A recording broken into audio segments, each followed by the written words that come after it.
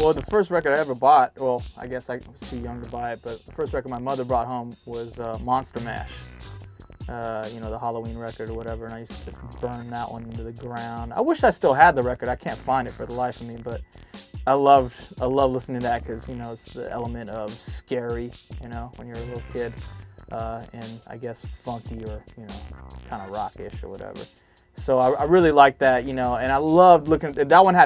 In particular, that one had some really good artwork. It was really colorful and it was drawn in a cartoon fashion. So I really got into whoa, look at this artwork. It was bigger than comics. And it's one thing I really miss about vinyl kind of fading away is like just really looking at the artwork and opening the gatefold and just like going, oh my God, and just getting lost in it. So that was the first thing I bought, and then but later on I got heavy into Sugar Hill and really was inspired by UTFO and Mixmaster Ice. Those were like some of the first records I really bought out of my own pocket and try to build a collection of my own.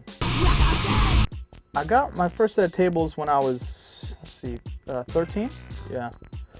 Then before I was actually making beats before I was DJing because I was a drummer. I started playing drums at like 6 or 7 years old, and then I had a friend in junior high. We had he used to play bass, and his uncle was a really dope DJ and used to get all these really cool records from New York. But we'd be in band or whatever, and he'd be playing bass and I'd be playing drums, and the conductor would stop or whatever, and the conductor would be like working on the brass section or something, and I'd have like this little drum machine, a little 606. So I had my headphones and I was programming before I even had turntables. So that progressed into really wanting to spin. I got my first set of belt drive turntables, and yeah, just kept it moving from then. We saw your show at the last Red Room, and then we also looked at some footage that's online of you. Oh, right, yeah. I gotta say, you do the same thing no matter how large or how small your crowd is. Mm-hmm. And if I had to describe it to people who haven't seen it or break it down, is you're a conductor. You know what I mean? You're a dancer, choreographer, DJ, and engineering all at once, which is a huge feat. I mean, a lot of people don't really kind of take that on. How did that come about? I mean, because you practice hard, you do it hard. Well, I started dancing in strip clubs. I don't. Honestly, I don't know what I'm doing. I'm kind of in a trance, honestly, man, because my girl, she was like, we were talking about, I forget what DJ we were talking about, but we were kind of watching him, and it was like, he was playing really dope stuff. He was doing his thing. And then she says something like, he's not moving around enough. I'm like, why does he need to move around that much or whatever, I forgot who we were talking about, but she's like, well, you dance on stage. I'm like, what are you talking about? And then I was watching a clip and I was like, man, I didn't even know I was moving that much really, so you're just in a trance, and you're just feeling it. And I think a lot of it comes from me growing up playing drums, and my mother was actually a belly dancer. She's Persian, and there's always rhythm in my family on her side, so the percussion thing and turntablism and beat making, they're all kind of were percussive to me, and I always felt the drum. And I think of my sets though in peaks and valleys though. That's one thing cognizant, going into my set that I have, thinking into it before I get to the gig. I think a lot of people think, you start at a slower tempo and you build up faster, and then whatever else after that. But I don't think like that. I think of in terms of energy of songs. So I might start at 103 BPMs and work down to 80, because the 80 might be the peak, because I can do I don't know, Missy Elliott, halftime into double time Archie Bell, you know what I'm saying? And work it up fast, there's different tricks you can play with tempos, and especially now with the Southern bounce, that's all halftime. So you can switch things and manipulate tempos and play with things like you never could before. And I've been taking advantage of Serato as much as I can right now. The first year or so it came out, I fought it completely because I was hearing about a lot of people crashing, and I'm like, look, I got enough crashes at the studio. I don't want to be bringing my bullshit out on stage, So I fought it the first year, but now I'm like working the effects and like really trying to do something different and have fun with the editing functions. And, yeah. I am a record geek. I'm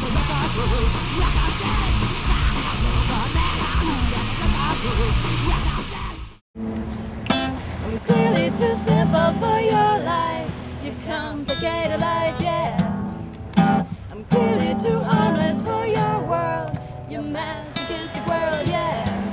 I'm clearly too self-respecting to play these silly games. But still there are days you will catch me looking your way. I'm Nicole Torres. And I'm Camille Bloom. And you're watching Record Geek. Is it just the Record Geek or Record Geek? That's fine. You're watching The Record.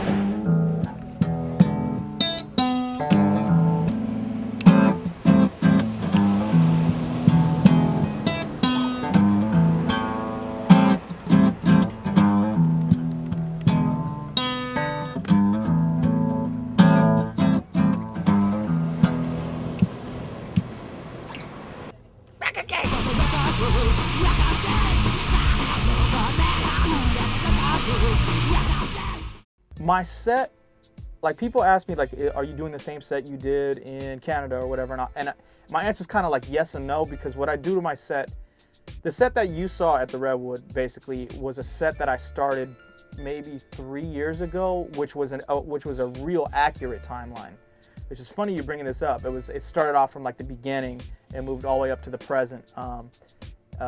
It started out from the beginning, speaking like from soul and funk, from James and stuff like that, and then moved into like, you know, the Curtis Blows and all that stuff, and moved all the way up to new school. But that set has been changed and augmented a little bit every show since 3 years ago, which is funny you bring this up, because that the timeline element is still sort of like the backbone, the spinal cord of that set is still there, but I've switched so many songs in and out that it's changed completely, but it still has the same like origin. It's a trip, you know, because I know I can't go from like James Brown to like, you know, something modern, you know, I can't, it just, I don't like when DJs do that. I don't like when like sometimes you'll hear a mix on the radio, you know, I don't listen to radio much, but you hear like they'll do their mix at noon or something, and they'll do like, you know, Souls of Mischief into like WC, and I'm like, ugh, you know, like it feels like you've been dipped into some cold water, like, you know, not that either of them are whack, it's just that they kind of don't go. Like I like blending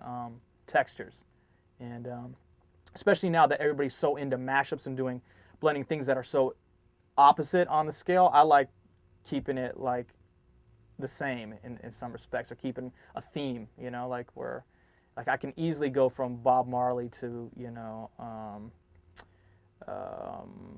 Earth, Wind and Fire. Like those two seem like they're in the same family to me, you know. And I think the crowd's like, yeah, they're like, yeah, let me live in this, let me do the backstroke in this for a while, and you get the crowd going with that. And then you can hit them with some shock stuff. Like then you can do like a crazy mashup and then go back to your thing. So I like to, you know, kind of keep it loose like that. Like I like to surprise them every now and then instead of doing my whole set with mashups, you know. George Horn is, I think we've had this conversation, I just want to get on camera, stated, had it not been for the DJs, late 80s to the present, right, you know, for engineers and record pressing, vinyl would have died. How do you know, I think funk would have died. More than just vinyl, funk would have died because, you know, it was the DJs and the cats sampling, cats like James Brown and George Clinton that gave both those artists a second and third life. You know, remember what happened to James Brown. Once disco came, it was a wipeout, you know, completely wiped out. You know, James was the king of funk, you know, and when disco came along and just demolished the rhythm section of funk, which just kept it doom, doom, doom, doom, kind of what's happening now with electronic music or house or whatever, except now we have both. Thank God we have, you know, hip hop and house or whatever. But back then, when disco came, it just took over everything. So artists like James were struggling to renew themselves and find their home. Long story short, he had to go into a little bit of hibernation, you know. But once DJs started sampling again, man, James came back with a vengeance. And like, not only was it like a historical thing, like, oh, James Brown, he's like the inventor of it, you know, the inventor of funk. Like, Without James, there wouldn't be any hip hop. You know, Funky Drummer's been sampled more times than any other record, thousands of times. And I seriously doubt he's collected on every single one of those records, you know, but, you know, he did the biggest service to us ever.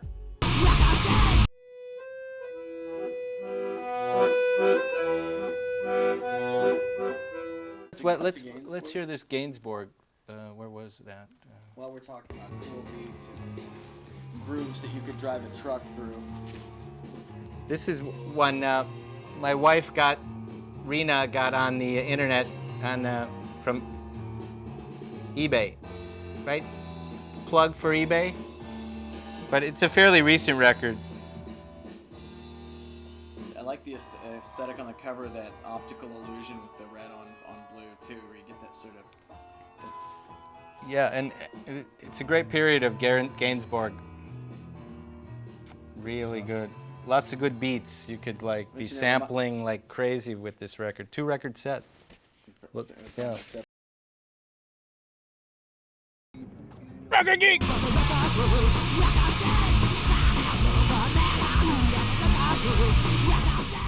Global digging, yeah.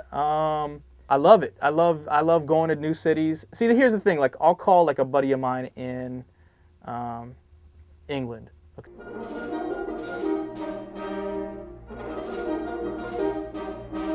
And I'll be like, yo, I need this record really bad, you know, this is, and he'll just I can hear him pause over the phone and it'll be kind of quiet and he'll be like, that's an easy one to get, New, you don't have that? And I'll be like, I've never seen that in the States, and it's because it's an English record. So I love that. I love that. And then there's something he wants that I think is real simple. You know, like, I need Detroit Emeralds. Really? Okay, yeah, there's no problem, you know. I got 4 of them, you know, like whatever. And so that's what I love about being able to go into each city and seeing what they got at the local shops, or really, I don't really deal with shops a whole lot anymore. I used to in late 90s, early 2000, whatever, but now I'm mostly going to straight dealers, you know, and what you got, you know, and just sitting there and talking and looking and got the player out and playing stuff. And I really like going to, you know, like Toronto has some of the best records in the world. Japan is, I think, Japan and England are like king, you know, as far as records go. When you really start flying internationally, I think they really, you know, that's excluding like Africa and going really deep, you know, or Brazil. Like that's a whole nother subject, man. Once you start getting into the warm music, it's over, you know. Brazil is ridiculous.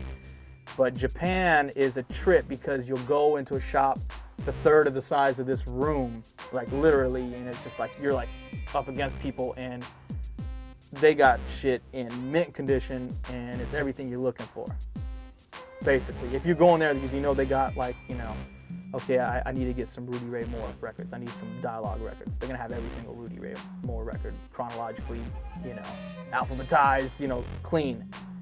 You'll be paying, but they'll be there. So if you're looking, you know, like Cut Chemist always used to say this joke, and I love it because it's just so true, man. He's just like, we got to go there new, we got to bring back the MIAs. And I laugh because I finally, I think I asked him one day, I'm like, what do we, I'm like, I get it, but I think there's a part I don't get. And he's like, well, you know, because, you know, when we were growing up listening to hip hop in the 80s, you know, the biggest music out here was hip hop and new wave. That was the 80s, okay? So while we were buying hip hop and new wave, everybody from England and Japan especially was coming here and buying all our funk. Funk was in the 80s out there. So they were grabbing our shit 5 cents, 10 cents a copy and grabbing the heat from, you know, because the best funk is from the United States, hands down. You know, yeah, you'll get some quirky library records here and there or whatever from, you know, Italy and France or whatever. You know, I'm not taking anything away from that, but the funk is from here, it's from the States. So they got all our funk, so we're just going back now and playing catch up and buying them, you know, at an extremely inflated price. So yeah, just bring it back to MIAs, homie. Well, here's the other thing that's sad. It's frustrating for someone like me, but I can't complain too much. Is I'll go to a record fair and I'll see a stack of records, and I'll see the first record or see the second record. I'll look behind the counter at the dealer. And I'm like, what's up with that stack right there? Can I look at that? No, I'm holding it for a Japanese guy that's coming. And they know now that they just hold them because the Japanese will pay more for it because their economy is stronger, just like everybody's economy is stronger than ours right now. but they'll come in and they'll just take the good stuff. So it's frustrating. You got to really play politics when you go to the record shows. And I've been on that lucky side of the fence because, you know, I was in J5 or whatever. I'm like, oh, we know you do something good with it, New, so I held you this. And someone else below me is like, fuck New, you know? Fuck him, man. Why does he get it, man? I'm trying to come up, so, you know, I can't complain too much, man. It's, you know, it works on both sides. Now, I'm trying to get a label off the ground called Hot Plate, where I get multi-track recordings from classic soul records. It doesn't have to be soul either, but the main goal is like soul and funk, and not necessarily remix them, but re-edit them. So if you know, we have a funk track and like, let's say Marvin Gaye, What's Going On. Like when I've seen the multi-track to that, I was bugging because, you know, What's Going On is a very smooth, feel good, like, oh man, this is like music at its height. But you look at the multi-track and the drums are actually banging in that. And so I'm trying to like turn the drums up, you know, put the breaks at the beginning of the song, make it more DJ friendly basically at the end of the day, and like release 12 inches with, you know, the vocal, the acapella, you know, the main mix, whatever, and a drumapella. I want to do a drumapella so DJs can really, you know, just have fun with it, you know. User-friendly shit, basically, for cats like me.